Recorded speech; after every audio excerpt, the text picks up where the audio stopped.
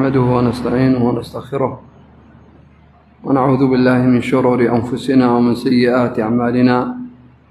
من يهده الله فلا مضل له ومن يضلل فلا هادي له، وأشهد أن لا إله إلا الله وحده لا شريك له، وأشهد أن محمدا عبده ورسوله.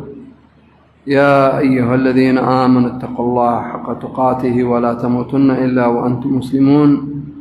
يا أيها الناس اتقوا ربكم الذي خلقكم من نفس واحدة وخلق منها زوجها وبث منهما رجالا كثيرا ونساء، واتقوا الله الذي تساءلون به والأرحام إن الله كان عليكم رقيبا. يا أيها الذين آمنوا اتقوا الله وقولوا قولا سديدا يصلح لكم أعمالكم ويغفر لكم ذنوبكم، ومن يطع الله ورسوله فقد فاز فوزا عظيما. أما بعد، فعن أم ورقة رضي الله تعالى عنها قالت: كان النبي صلى الله عليه وسلم يأمرها أن تؤم أهل دارها. أخرجه أبو داود وحسنه الشيخ الألباني رحمه الله تعالى. وفي هذا الحديث أيها الإخوة من الفوائد أن النبي صلى الله عليه وسلم كان يتفقد أحوال الناس، وكان يذهب إلى هذه المرأة الحافظة لكتاب الله تعالى، وكان يقول: تعالوا نذهب إلى الشهيدة، وكان يسميها النبي صلى الله عليه وسلم شهيدة. وكانت قد استأذنته رضي الله تعالى عنها أن تذهب مع النبي صلى الله عليه وسلم والصحابة رضي الله عنهم في بدر، من أجل أن تطبب المرضى، تضمد الجرحى. وهذا حال النساء أحيانا، يعني كنا في زمن النبي صلى الله عليه وسلم البعض منهن يخرج من أجل هذه القضية، يعني سقي الماء، كذلك تطبيب المرضى، مداواة الجرحى. فقال لها النبي صلى الله عليه وسلم: قري في بيتك، يعني وسوف يأتيك. كانت تريد الشهادة، كانت تحب أن تنال الشهادة، فقال لها النبي صلى الله عليه وسلم: قري في بيتك، يعني وسوف يعني يأتيك أجر هذه الشهادة. وفي زمن خلافة عمر رضي الله عنها، وكانت رضي الله عنها كانت عندها عبد وأمة، وكانت قد دبرتهما، فجاء عليها في الليل فغماها، يعني غطوا عليها الثوب حتى خنقاها فماتت رضي الله تعالى عنها. وطلب عمر رضي الله عنه طلبهما فوجدوا، فجيء بهما فصلبا، يعني هذا العبد صلبا، وكان أول مصلوب في الإسلام.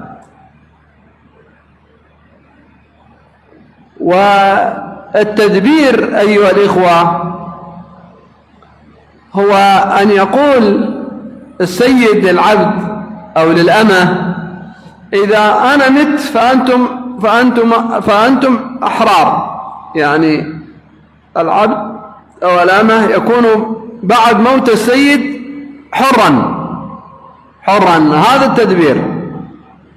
وكانت رضي الله عنها لها فضل عليهما، لأنه يعني هي دبرتهما، يعني اعتقتهما، إذا ماتت هي فهما معتقان، فاستعجل عليها، أرادا أن يعني تموت بسرعة ثم يكون بعد ذلك حرين، فاكتشفا فجيء بهما فصلبا. فيه من الفوائد أيها الإخوة أيضا إمامة النساء وصلاة النساء جماعة، هذا فيه سنة، لأنه أمرها أن تؤم أهل دارها، والمقصود النساء. جمهور العلماء على أن المقصود هو النساء، إمامة النساء، أن تؤم أهل بيتها، يعني من النساء أهل دارها. وكانت امرأة متجالة، يعني ذات هيبة رضي الله تعالى عنها، وكانت حافظة لكتاب الله تبارك وتعالى. وكما ثبت أيضا عن عائشة رضي الله عنها أنها كانت تؤم النساء وعن في الفريضة وفي قيام رمضان. وكذلك ثبت عن أمنا أم سلمة رضي الله عنها أيضا أنها كانت تؤم النساء بأحاديث صحيحة بأسانيد صحيحة. ومع أن الجماعة للنساء ليست واجبة، لكن إذا صلت المرأة، صلت النساء في بيوتهن وكن عددا، استحب لهن اجتماع في صلاة الجماعة، لا يصلين فرادى، إنما يجتمعن فيصلين يعني جماعة، وتكون إمامتهن في الوسط. إمامتهن، الإمامة التي تؤمهن تكون في الوسط، لا تتقدم عليهن كما هو حال الرجال، وإنما تكون في الوسط، تصلي في وسط الصف. والنبي صلى الله عليه وسلم استحب للنساء أن تصلي في البيوت، ونهى أن تحجز أو تمنع عن الصلاة في الجماعة. قال: وصلاتها في بيتها خير لها من صلاتها في المسجد. وقال أيضا: لا تمنعوا إماء الله مساجد الله، لأن الصلاة في البيوت بالنسبة للنساء أستر وأبعد عن فتنة الرجال بالنساء والنساء بالرجال.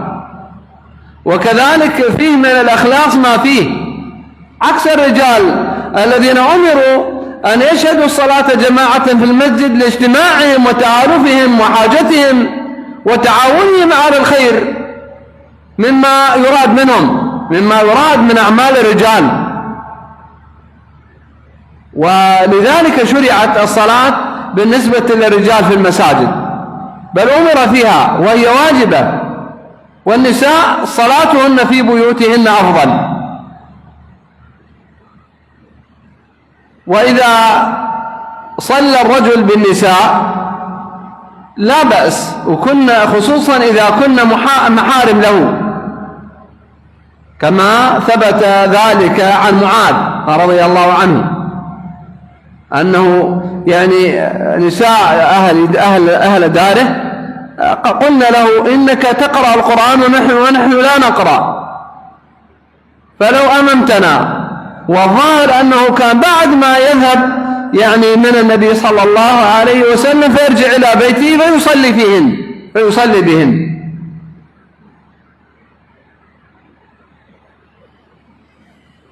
وبعض العلماء ذهب إلى أنه يجوز المرأة أن تصلي يعني كما صلت أم ورقة، قال: لأن لها مؤذنا كبيرا، وكانت لها جارية وعبد.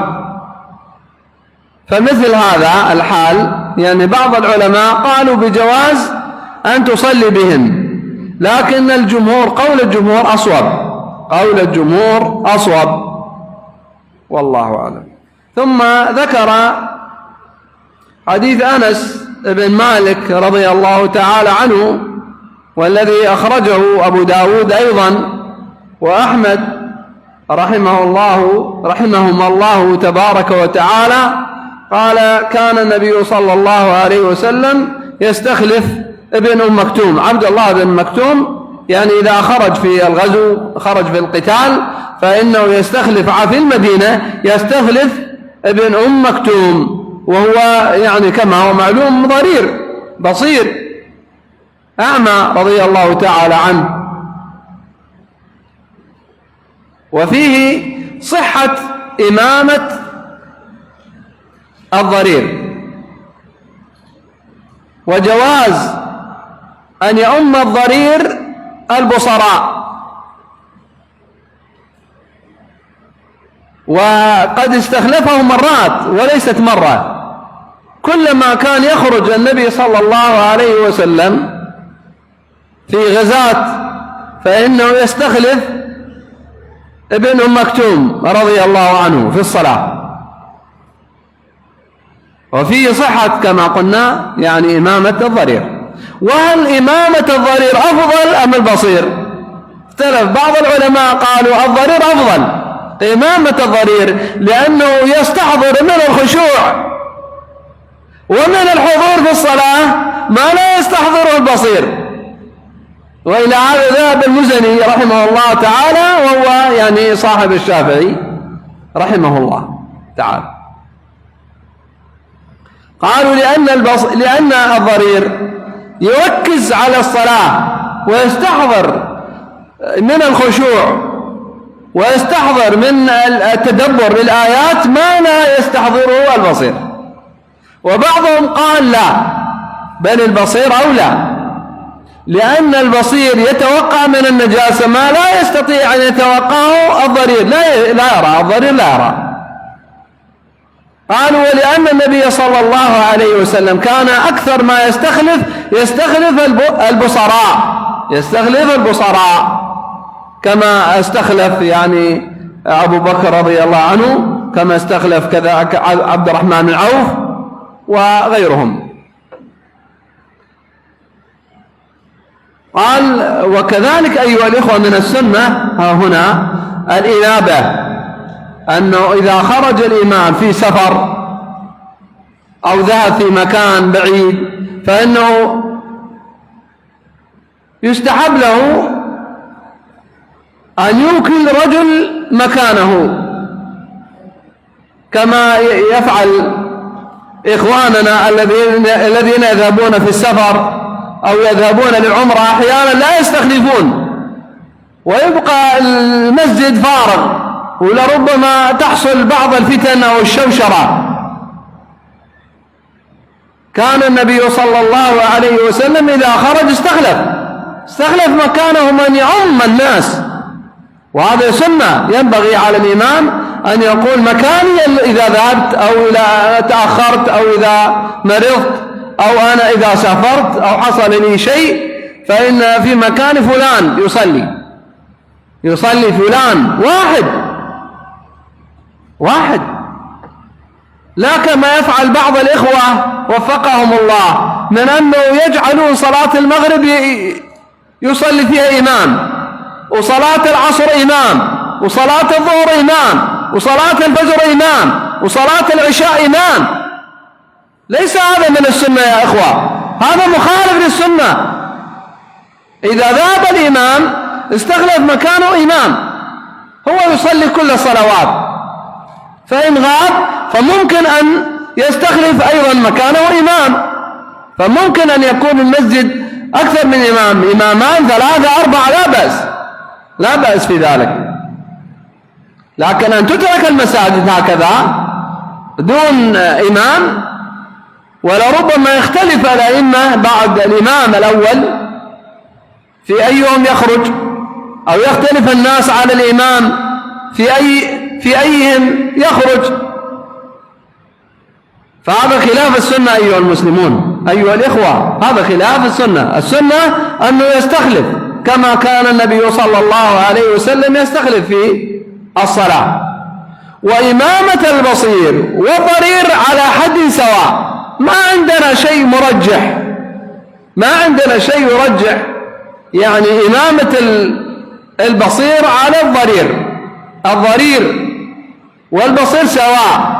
الحد في ذلك هو التلاوة وضبط التلاوة والحفظ والعلم بالسنة، كما ذكرنا في ما سبق من حدود ذلك وصفات الإمام وما ينبغي أن يكون عليه الإمام فيما سبق من الأحاديث. فالحد في ذلك هو ضبط الإمام للتلاوة ولأحكام الصلاة ولفقه الصلاة ثم بعد ذلك ذكر حديث ابن عمر وهو ضعيف، بل بعضهم قال موضوع، بعضهم قال هو موضوع. قال صلوا على من قال لا إله إلا الله وصلوا وراء من قال لا إله إلا الله. الحديث موضوع، لكن من الأدلة من القرآن والسنة أن من قال لا إله إلا الله وثبت له الإسلام بيقين ولم يأتي بخارم يخرمها وناقض ينقضها فإنه مسلم. إذا تشهد الشهادتان أشهد أن لا إله إلا الله عارفا بمعناها وأشهد أن محمد رسول الله عارفا بمعناها فاهما لمقصودها مؤمنا بها عاملا بمقتضاها وصلى وراءه. فنحن نصلي وراء كل مسلم حتى لو كان فاجرا، حتى لو كان عاصيا، حتى لو كان فاسقا، حتى لو كان مبتدعا، ما لم تخرجه البدعة عن دائرة الإسلام. ويصلى وراء كل بر وفاجر. وصلى الصحابة رضي الله عنهم وراء أئمة عندهم جور، لأن الإمام يتحمل الأجر أو المثوبة والعقوبة، هو الذي يتحمل. أما المأموم فإنه لا عليه كما قال النبي صلى الله عليه وسلم: ما بالكم والأئمة إن أصابوا فلكم ولهم وإن أخطأوا فلكم وعليهم. صلى ابن عمر رضي الله عنه وراء الحجاج القتال المبير الذي قتل الكثير من المسلمين، وصلى وراء المختار بن عبيد المعروف بالسحر والشعوذة، صلى وراءه أيضا. وصلوا على من مات يعني وهو يقول لا إله إلا الله كذلك بهذا الشرط أنه أتى بهذه الكلمة الشهادتان، شهادة التوحيد وشهادة الإيمان برسول الله صلى الله عليه وسلم. إذا مات المسلم فإنه يصلى عليه حتى لو كان عاصيا، حتى لو كان مذنبا، فأهل المعاصي أولى بالصلاة عليهم، أهل الكبائر أولى، لأن الصلاة شفاعة، والمعاصي يحتاج إلى الشفاعة أكثر من المطيع. وإنما ترك النبي صلى الله عليه وسلم الصلاة على الغال وعلى قاتل نفسه وعلى المدين وعلى الزاني ردعا لهم، وهكذا السنة. فإن الإمام المتبوع، الإمام المشهور بالإمامة المتبوع، إذا ترك الصلاة على بعض أهل المعاصي فإن في ذلك زجرا، يكون في ذلك زجرا لأهل المعاصي الآخرين فيرتدعوا عن المعاصي. والنبي صلى الله عليه وسلم قال في كل من الغال وقاتل نفسه والزاني والمدين قال صلوا على صاحبكم، يعني بقية الصحابة رضي الله عنهم كانوا يصلون عليه. وإنما يترك النبي صلى الله عليه وسلم الصلاة على أصحاب هذه الذنوب أو هذه المعاصي أو هذه الكبائر حتى يرتدع الناس عن ترك المعاصي. وكان يعني في البداية بالنسبة للمدين يترك الصلاة عليه. في الأخير كان يصلي عليه لأنه كان يضمن قضاء الدين للمدين. في الأخير قبل أن يموت النبي صلى الله عليه وسلم صارت الدولة هي التي تصرف، هي التي تقضي، كما قال: من كان له مال فلورثته، ومن كان عليه دين فعلي وإلي، علي الدين يعني في قضاء. فكانت الدولة المسلمة في ذاك الزمان هي التي تدفع عن المدين الدين، هي التي تقضي عنه دينه. لما اتسع، لما كثر الخير وانتعش الاقتصاد عندهم، صارت الدولة هي التي تقضي عن المسلم الذي يموت وعليه دين. فكان النبي صلى الله عليه وسلم فيما بعد كان يصلي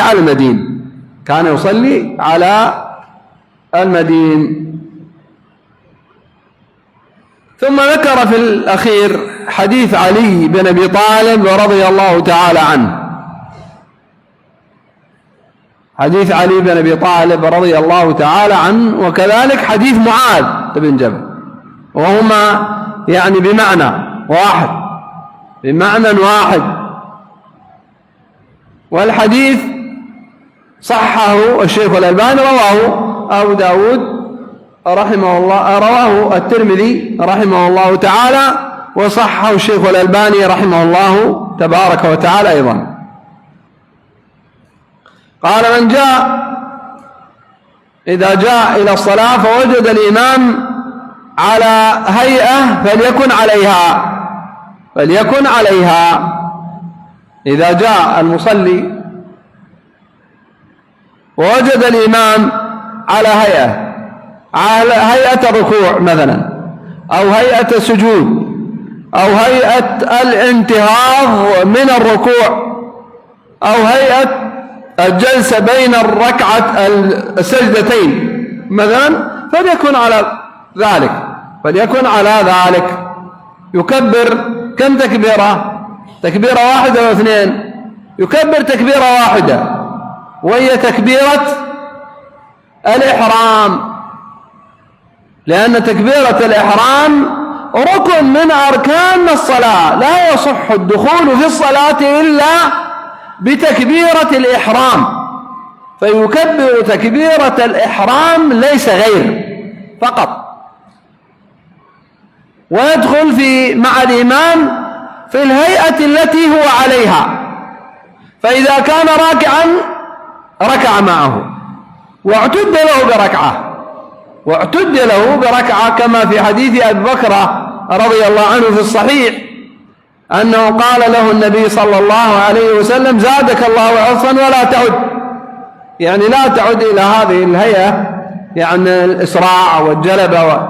زادك الله عرصا، وعد هذه الركعة عدها ركوعا. وكذلك ابن مسعود رضي الله عنه بعد وفاة النبي صلى الله عليه وسلم لما ودب معه رجل آخر، فأراد أن يقوم لكي يأتي بهذه الركعة، ظن أنه لا تفي، فقال له اجلس، وذكر له الحديث. فإذا أدرك الإمام وهو ركع معه واعتد بتلك الركعة. وفي ذلك خلاف بسيط، فجمهور العلماء على أنه يعتد له. الأئمة الأربعة رحمهم الله تعالى على أنه يصيب بذلك ركعة ولو فاتته سورة الفاتحة، حتى من اشترطها، وهو الإمام الشافعي رحمه الله تعالى قال في هذا الحال يعتد له بركعة. والقليل من أهل العلم مثل الأصطخري وغيره قال لا يعتد له بركعة حتى يقرأ سورة الفاتحة، وحتى يقوم، فاته القيام وفاته سورة الفاتحة.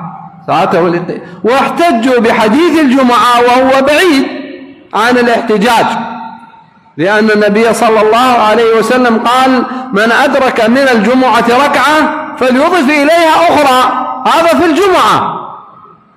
في الجمعة. أما الصلوات الخمس فلا يقال فيها هذا، صلوات الخمس لا يقال فيها هذا. فما أدركتم فصلوا وما فاتكم فأتموا. ومعاذ رضي الله عنه قال: ما أرى النبي صلى الله عليه وسلم على حال إلا كنت عليها. فقال لهم النبي صلى الله عليه وسلم: لقد سن لكم معاذ سنة فاعملوا بها. سن لكم معاذ رضي الله عنه سنة فاعملوا بها. فصار أن الذي يدرك الإمام وهو على هيئة من هيئات الصلاة فإنه يكون عليها. فإن أدرك الركوع أدرك تلك الركعة، وإن فاته الركوع فاتته تلك الركعة. وإن كان يلحقه من الأجر ومن الثواب ومن الخير الكثير إذا سجد مع الإمام السجودان أو أحدهما أو جلس بين السجدتين، كل هذا أذكار وكل هذه أعمال صالحة، لكن لا يعتد له بركعة حتى يدرك الركوع، لا يعتد له بركعة حتى يدرك الركوع. والله أعلم، وصلى اللهم وسلم على نبينا محمد وعلى آله وأصحابه أجمعين.